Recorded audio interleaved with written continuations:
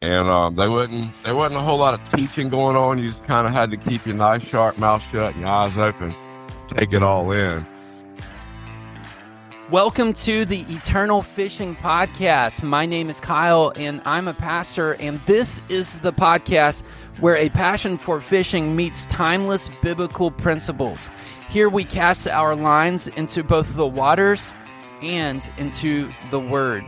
In today's episode, I interview with Captain Everett Silver, who operates as a commercial captain out of Murrells Inlet, South Carolina, supplying the restaurants there with quality fresh fish. The episode is going to be split into two parts, part one and part two, just because the call was so long and so rich in content. I want to read for us from Genesis chapter 1, verse 26. It says this: "Then God said, 'Let us make man in our image, in our likeness, and let them rule over the fish of the sea and the birds of the air, over the livestock, over all the earth, and over all the creatures that move along the ground.'" The quote today is from James Prozek. It says this: "The act of fishing takes us to hidden corners of the world, revealing the beauty that lies beneath the surface." Enjoy the episode. Everett, I'm so excited to connect with you and to pick your brain about what it's like to be a commercial fisherman. You operate out of Murrells Inlet, is that right? Yes, we're up here in Murrells Inlet. I've been commercial fishing for most of my life. Started out on the head boat when I was probably about 15 or 16, working on the summer on the head boat in Inlet Princess down here. And just kind of moved on from there. When I was about 17, 18, I jumped on the back deck of a bandit boat's what we call them, and took off for a 7-day trip. That was my first adventure. Oh, man. And come back home, and I owed the boat $200. I didn't know what was going on when I got home, but you got a certain amount of expenses you got to catch. Is that how that works? Yes, sir. Back in the day, so it was a lot tougher than it is these days. Everybody was pretty much out for themselves, so to speak. Everybody had their own mark. It depends on first mate, second mate, on down to fourth or fifth mate, what mark you put on the fish. And so what you caught is what you made. And Interesting. yeah, so I didn't catch enough to make the expenses, but I finally figured it out and started making a little bit of money with it. But I was kind of shocked, and to have them tell me that I owe them 200, after a week on the sea. So you went and worked for 7 days on the water, and at the end of it, they're saying you owe us money. Yeah, yep, that's how it used to go. So what it was, the fisherman's pretty smart. They want to get you out there to greenhorn so that they can teach you enough to catch enough fish to cover your expenses, which in turn lowers their expenses. Right. And there wasn't a whole lot of teaching going on. You just kind of had to keep your nice sharp mouth shut and your eyes open, and take it all in. These days, I got people fishing with me these days, and have had for years, that we don't share fish anymore. Or excuse me, we share fish only now. We don't mark them. Right. And so you encourage them to learn really quick. So you just let a lot of the cats out of the bag, so to speak, to help them get going. So it's basically everybody gets paid based off of what you catch then. So it varies trip to trip. Is that right? Yeah. Oh yeah. It's nothing set in stone. We get paid by the pound.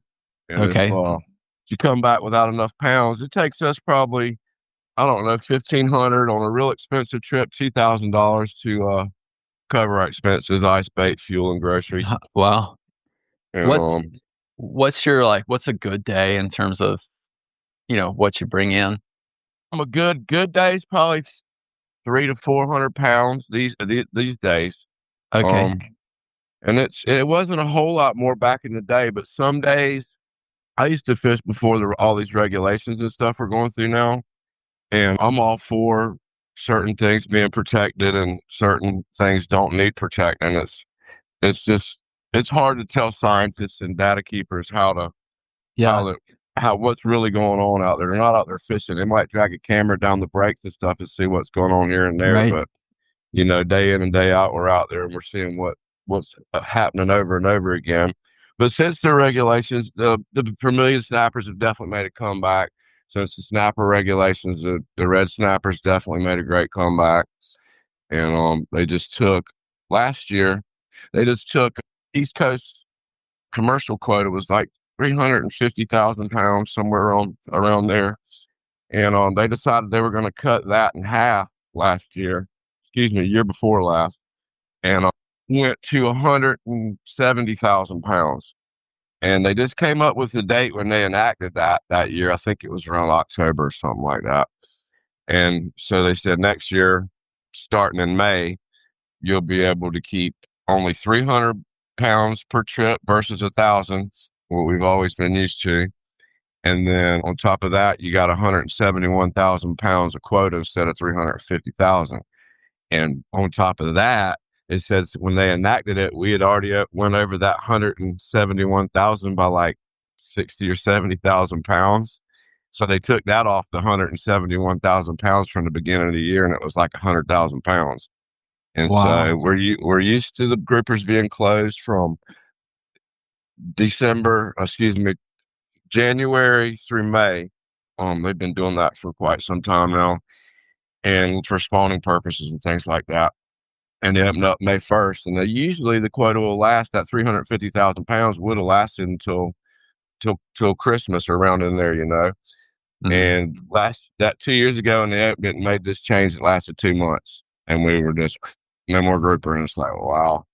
So that was probably the biggest hit they've done. I've been fishing for 40 years, commercial fishing, and that was the biggest hit in the pocket that they've done to us. Wow. Besides starting the regulations and stuff like that. Besides, now that I think back on it, they've done some pretty big, substantial blows to us, but we're a pretty resilient crew, and we just figure out other things to do.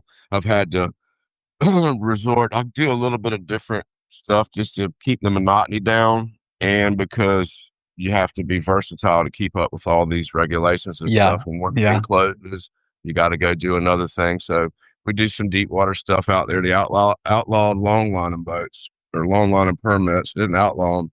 They limited the quota of them, and now you got to buy somebody's, and they're probably $100,000 to $150,000 for a longline endorsement these days. Wow.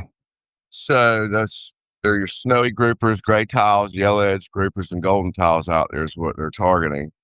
And so we've had to go to a ball type fishery that's not long lining, but we use 10 balls with 1,200 foot leaders. Okay. And then we put a weight on the bottom and put hooks on the bottom of it, about 8 or 10 hooks. And then we deploy it out. We pull it out with the boat, and then put a big poly ball and a little dot on the end of it so it can come back and catch it. And we'll put 10 of those out, and that'll be spread out about a couple of miles. Okay. There's no beacons or anything on it, so it's like a little juggling act for me to keep up with the balls. Right. Especially if there's tide and it's rough. If it gets rough, sometimes it's definitely harder to see them. But the tide will hang one of them up sometimes, and the rest of them all be moving the same direction. But if one stops here and they get too far apart in between them, and the waves are there too, you can lose them pretty quick, and that's kind of painful. But we do that, and we do a little bit of green sticking. We used to have yellowfin tuna around here, but all we have these days a rare yellowfin will pop through. But we got the blackfins out there, so we'll do a little bit of that just to add on when we're doing some dolphin fishing, like at the end of April and May. It's a good time to be doing both of those. Try to keep that going. And then we use the bandit reels, the hand crank bandit reels. Oh, okay. They have a handle on them that you can crank them. It's a 3-foot spool, so each turn is 3 foot, and it's got a motor on it. Excuse me, that you can power up. The smaller stuff, under 10 pounds and stuff like that. But the bigger grouper and stuff, you kind of baby them because they're giving us, I think, $8 a pound for them. Which might sound cheap to the people that buy it, but that's what they're paying the fish. Right, of course. They're on the bottom of the totem pole as usual, but that's what we chose to do, so we'll make the best of it. So the type of fishing you do, then it sounds like there's basically like 2 big balls and a long, I think you said like 1,200 feet of line between them, and that goes down to the bottom with bait. Okay, and how far apart are your hooks on that line? I think the leaders are about 3 foot long. So we put about 6 to 8 foot in between them. When we Okay. make our leader, we have crimps on the main line, and we just crimp them down real tight so they don't Okay. slide, and then crimp the long line clips in between those. That way the leaders don't touch each other, Okay. and they'll hook up and get a little gom on you if you don't watch it.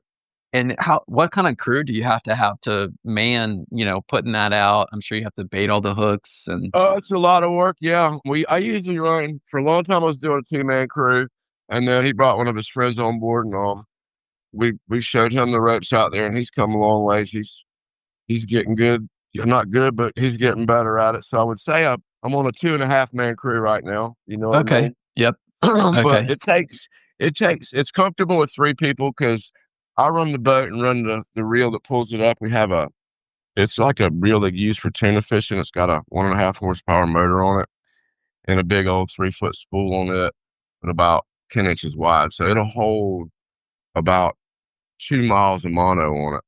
Goodness. And so I can run the boat from the cockpit out there. So the helm's right there beside the reel. And then my other mate will be guiding the line on it. Right. It doesn't have a worm gear on it, the level line it. So he'll stand there and peel the paint off his hands, pushing the line back and forth. Oof.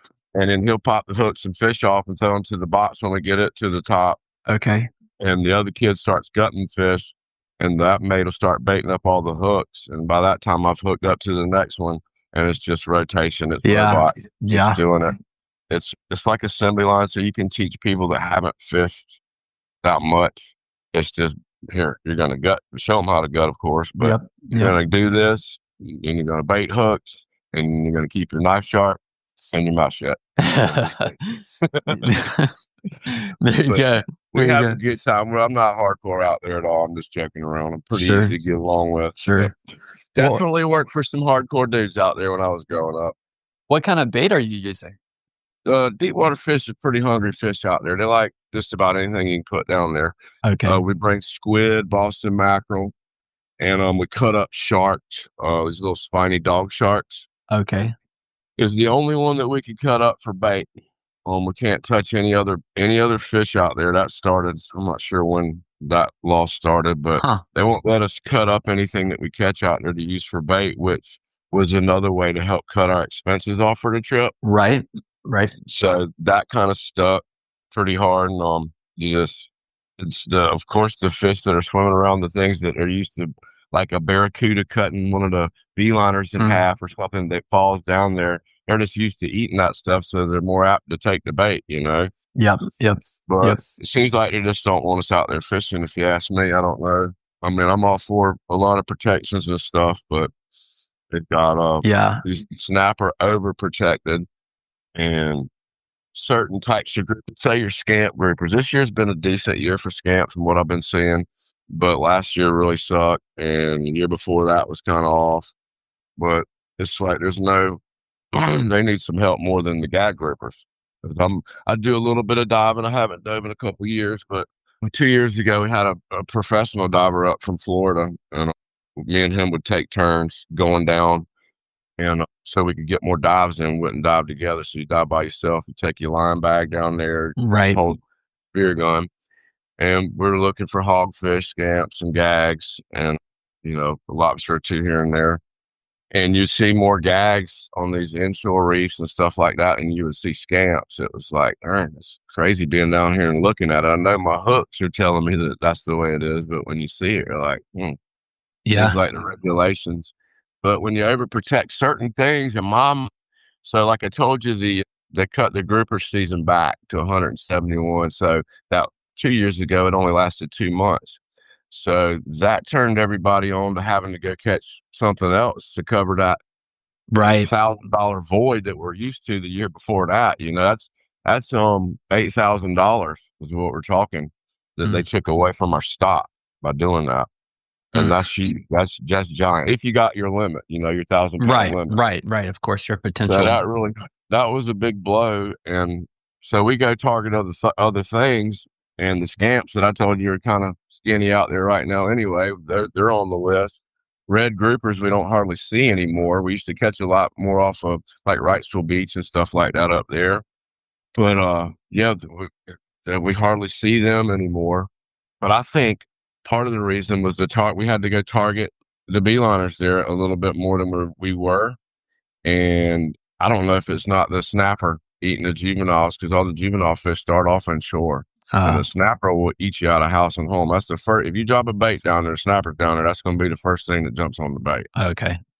So And So it sounds like you have quotas for certain fish. And so let's say you've hit your quota for a fish. How do you have a way to target a particular fish that you're going after when you have such long lines that are going out? no, see, that's the other problem. That's the other problem. Like, like right now, okay, two trips ago, 2 trips ago, we had a trip where they had closed the species on us while we were out there. Oh, Yeah, and they don't come on the radio. They used to come on the VHF radio and kind of give closures and stuff when stuff would come up, but we haven't heard that in a while. And so we have this app on our phone. It's a commercial fishing app that tells you what quotas are open, blah blah blah, how long, how much quota, how much is caught, stuff like that. It's an informative app, but they don't update it real quick. And so when we left, it was open. We got back, it was closed, and we're like, uh-oh. And the fish is buried in the bottom of 1,000-pound bin on the oh my bottom. So goodness. you can't just pull them out and throw them over. Right. So just got to go to the dock and risk it, and just hope the officers will reason with you versus, thinking that you're trying to Right. jack something. Right. Because if you're at And, sea, you're not always going to know. no, back in the 90s, I used to tag for NOAA, tagged gag groupers and greater amberjacks. And they would have us bring at certain trips. We did it for a couple of years. They would have us bring in fish so they could get the eardrums and just give us the fish to donate to the firehouse and stuff like that. You know what I mean? Right. Just working with us in a normal way, I would say. But yeah, these days it needs to be. It's hard to say how to regulate certain things without just closing it down. So there's 3 fish Yeah. out there that the longliners would go out there and catch. And the longliners can keep 4,000 pounds of golden tile, and we can only have 500 pounds of golden tiles with the balls. So what's Okay. the difference in that, right? Like in terms of long lining versus what you're doing with the balls?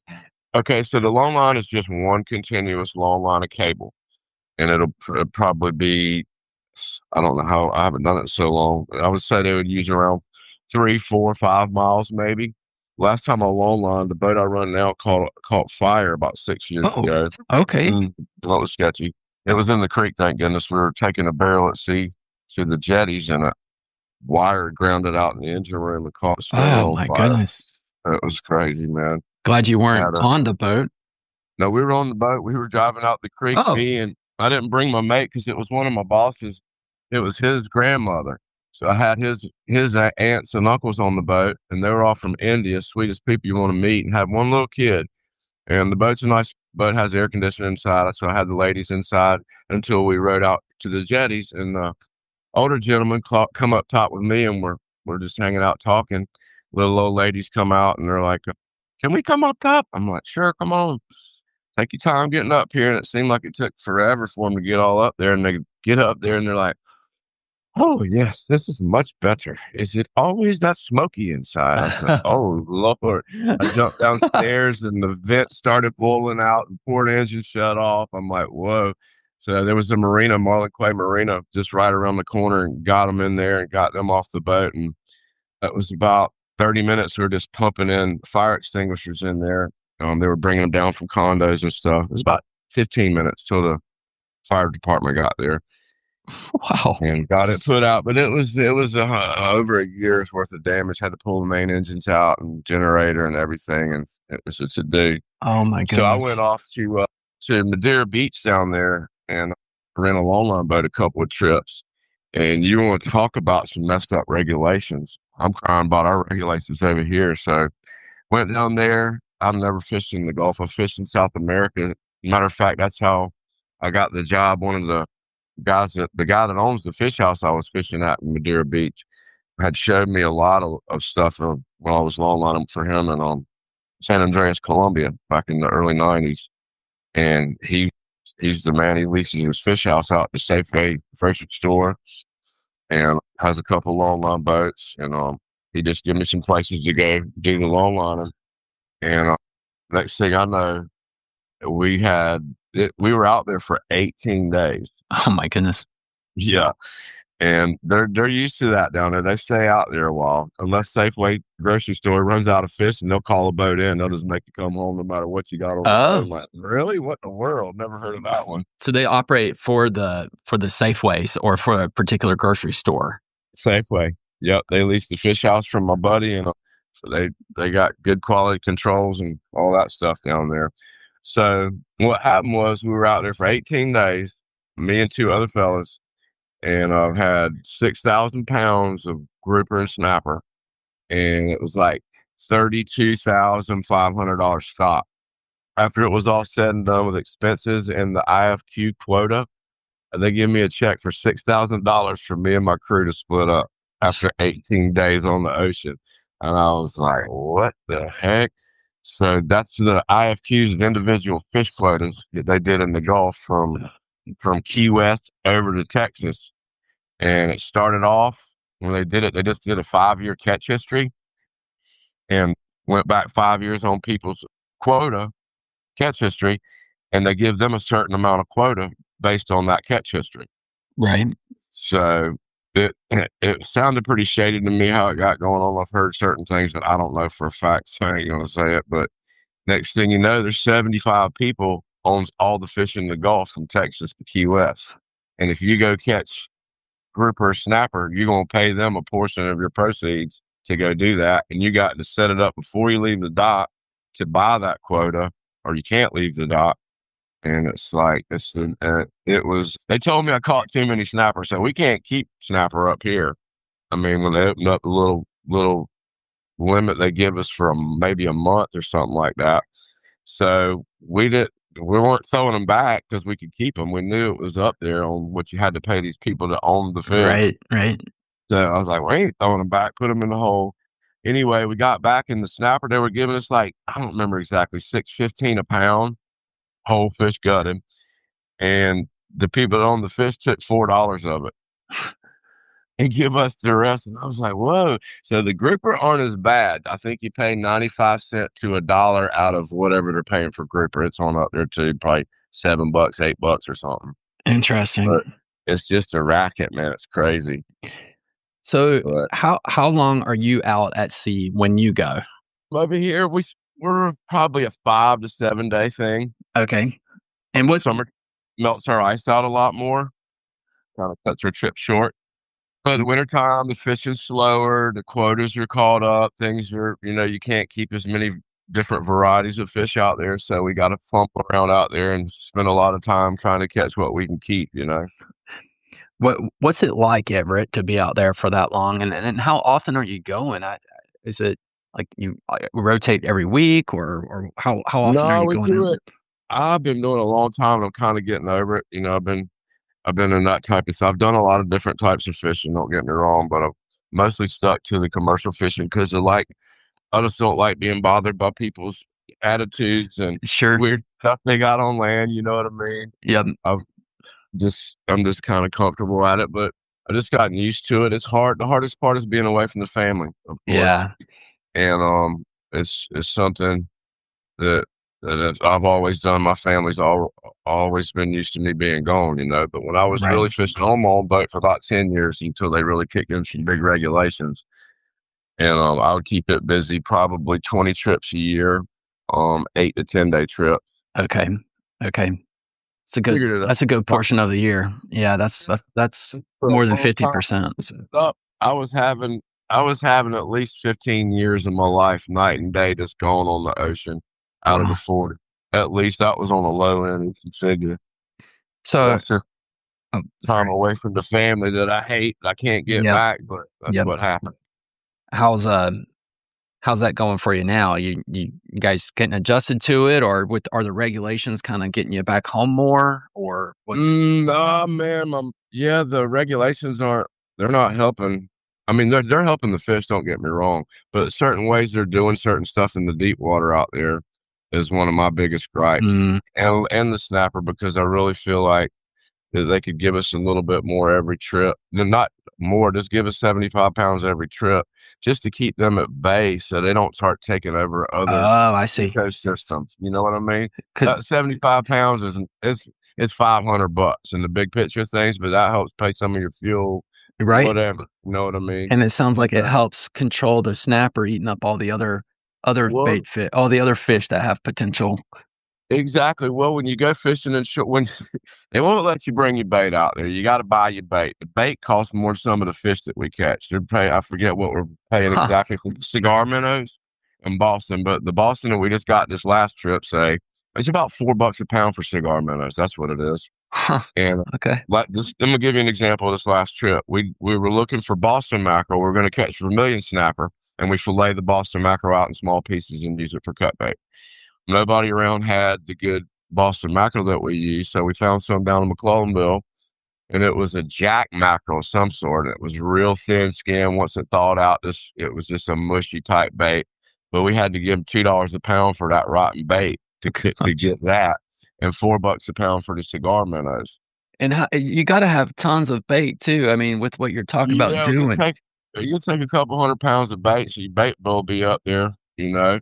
Yeah. So, like I said, if you want to go inshore and fish, and there's scamps, bigger scamps live inshore, and them inshore grazer in there. But when you're paying that much money to go inshore for bait, you go inshore to catch them. Like I said, the first thing that's going to bite your hook is the snapper, and Okay. so they start eating that high dollar bait off, and you can't even keep them. Mm-hmm. And Yep. some of them die. We vent them.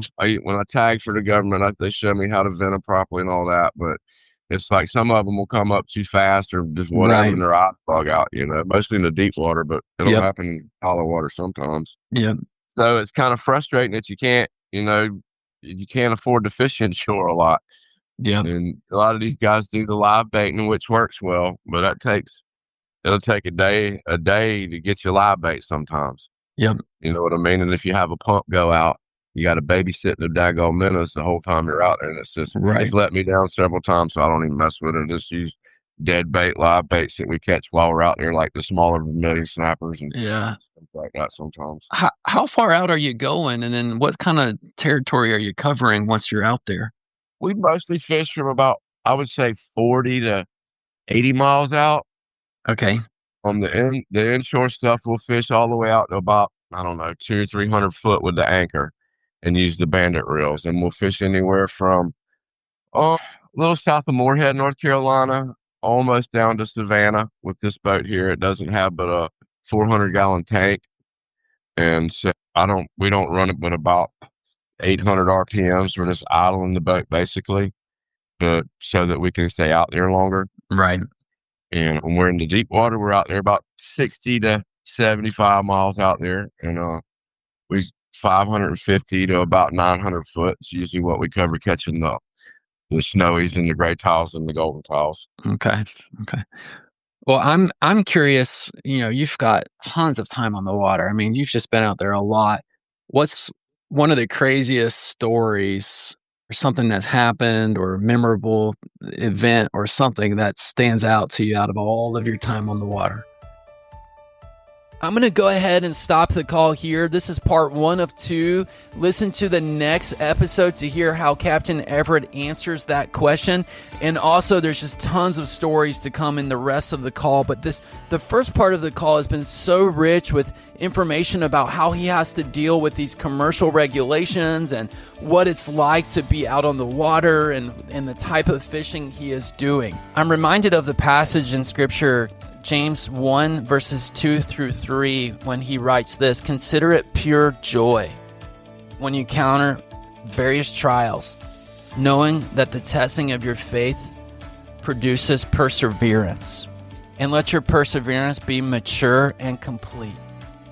I'm reminded of the fact that Captain Everett had to go out there. He has to go out there time and time again and meet his quotas, even with changing regulations, even with trials of just hardship. I mean, sometimes the fish just don't bite like we want them to. I think if we're a fisherman, we know that. Sometimes it can be a trial, but there's this idea of perseverance. to keep on going out there, to keep on trying and overcoming the challenges, adapt and overcome. I think the same is true in the Christian faith. We have many trials that come up from time to time, and they're threatening, and they make us afraid. I think it's important to remember that the Christian faith isn't always easy. But when we go out there and we try our best, we can overcome, much like Captain Everett does. It sounds like almost on every trip he has to overcome some kind of obstacle. I want to encourage you, if you're new into the faith, or if you're seasoned into the faith, that this idea of perseverance is so fundamental to the Christian faith. It's not always easy, but learn to trust God. And I pray that we can get to the point where we do consider it pure joy, like the book of James says. Thanks for joining me on today's episode. I really hope that you are enjoying the Eternal Fishing Podcast. I would just be honored if you would share this podcast with your friends, your family, anyone who might enjoy this type of content. Help us get the word out there. Also, if you are an experienced fisherman, whether you're a paid charter captain, or if you're just a recreational fisherman, but you have a lot of knowledge about maybe a particular fish or different types of water or whatever it might be, I would love to connect with you and potentially even have you on the podcast. Go ahead and email me at eternalfishingpodcast@gmail.com. That's eternalfishingpodcast@gmail.com. Hey, until next time.